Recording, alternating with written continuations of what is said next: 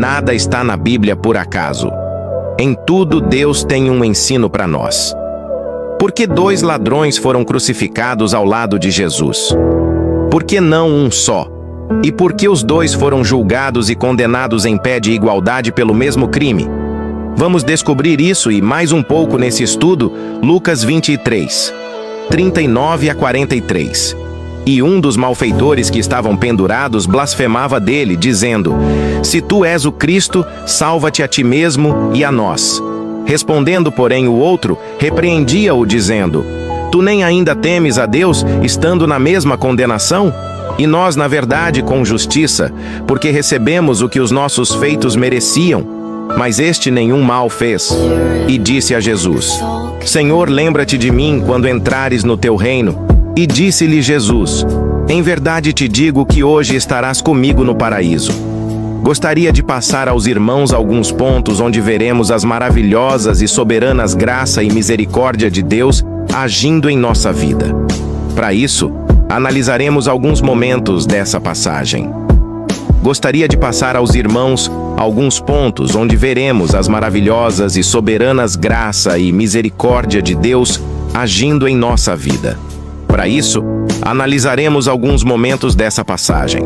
Primeiro ponto: por que 2 ladrões? É interessante e importante saber que não havia distinção entre os malfeitores crucificados ao lado de Jesus. Ambos eram ladrões e salteadores. Ambos haviam de fato cometido tais crimes. Ambos julgados e condenados pelo mesmo pecado. Mas, lendo somente o Evangelho de Lucas, pode parecer que um era bonzinho. Cometeu os crimes, mas pediu perdão e foi perdoado. O outro parece ser mau, e não se arrependeu nem na última hora, e só blasfemou de Jesus até a morte. Vejamos essa passagem nos outros evangelhos com mais atenção. Mateus 27, 41 a 44. E da mesma maneira também os príncipes dos sacerdotes, com os escribas e anciãos e fariseus, escarnecendo, diziam: Salvou os outros, e a si mesmo não pode salvar-se. Se é o rei de Israel, desça agora da cruz e creremos nele. Confiou em Deus. Livre-o agora, se o ama, porque disse: Sou filho de Deus. E o mesmo lhe lançaram também em rosto os salteadores, que com ele estavam crucificados. Marcos 15 e 32. O Cristo, o Rei de Israel, desça agora da cruz, para que o vejamos e acreditemos.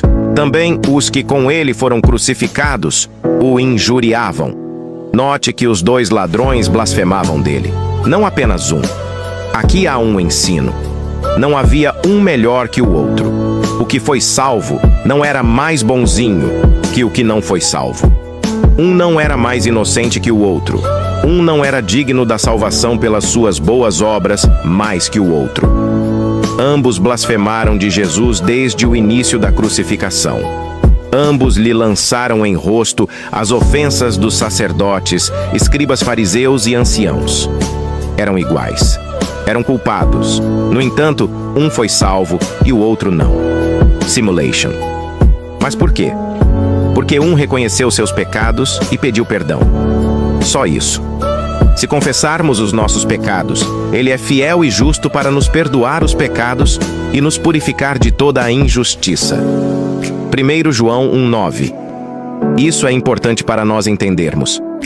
O fato de hoje você e eu estarmos na presença de Deus de maneira nenhuma nos faz melhores do que qualquer pessoa. Eu e você somos tão culpados dos nossos pecados quanto qualquer um que ainda não se rendeu a Deus. No entanto, no dia em que Ele nos alcançou pela sua graça, não endurecemos nossos corações e pedimos a Ele o perdão arrependidos. Com sua graça nos perdoou. Pelo seu infinito e incondicional amor, nos perdoou. Não porque você e eu éramos mais bonzinhos ou inocentes que os outros. Por isso, eram 2 ladrões na mesma condição. Para nos ensinar que todos nós pecamos e destituídos fomos da glória de Deus. Jamais julgue-se a si mesmo melhor ou mais digno do que seu vizinho, ou do que seu colega de trabalho ou faculdade, apenas por estar na igreja. Foi Deus quem te salvou sem você merecer. Quando vamos a Deus em oração, vamos com ousadia, como diz Paulo, porque não somos dignos, mas o sangue de Jesus nos dá acesso à presença de Deus. O sangue nos dá acesso. Não minhas obras, não minha bondade, não minha caridade. O sangue. Lembre-se disso sempre, meu irmão. Seja humilde perante o Senhor.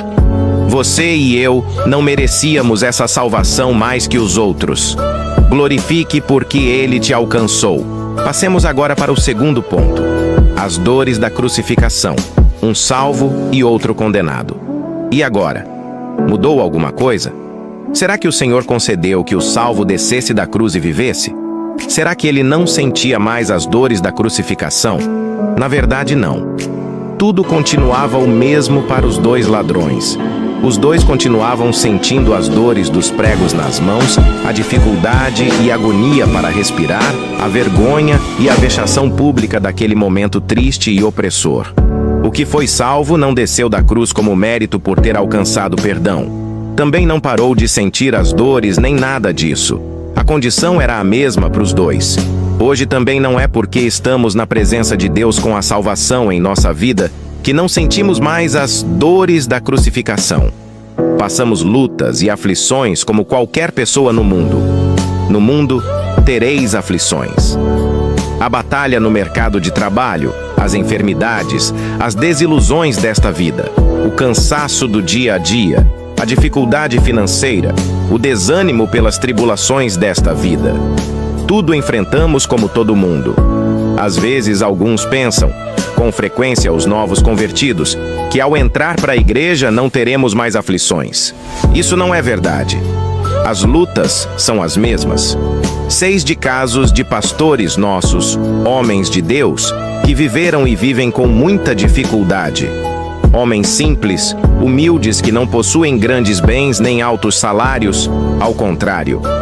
Vivem de um salário mínimo sustentando a família de 2 filhos e a esposa com outro salário mínimo. Mas ainda assim são servos de Deus. Pessoas com quem você conversa e vê que a mão de Deus é sobre elas. Nossa salvação não nos tira os abalos desta vida, em nenhum aspecto.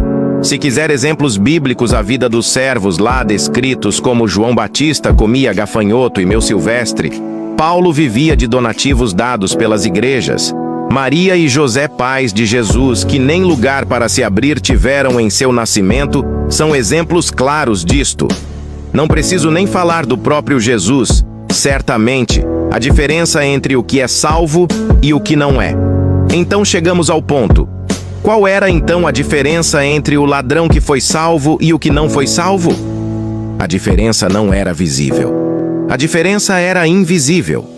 A diferença era que um deles tinha agora em seu coração a esperança de um descanso. De saber que quando aquele momento de dor e agonia terminassem, ele teria uma eternidade com Deus. Ele sabia que aquilo ali ia findar e ele teria um descanso. Essa também é a diferença hoje. Nossa esperança que nos conforta em meios às tribulações desta vida também é invisível. Porque em esperança fomos salvos. Ora, a esperança que se vê não é esperança, porque o que alguém vê, como o esperará? Romanos 8:24. Mas nós esperamos pela fé o que não vemos, mas que com certeza temos algo da parte de Deus. Isto é, toda sorte de ministrações e operações de sua eternidade em nosso benefício. E nós também temos um descanso, e nosso descanso não é aqui. Levantai-vos e ide-vos, porque não será aqui o vosso descanso. Miqueias 2:10. Nosso descanso será quando o Senhor voltar e nos levar para a eternidade.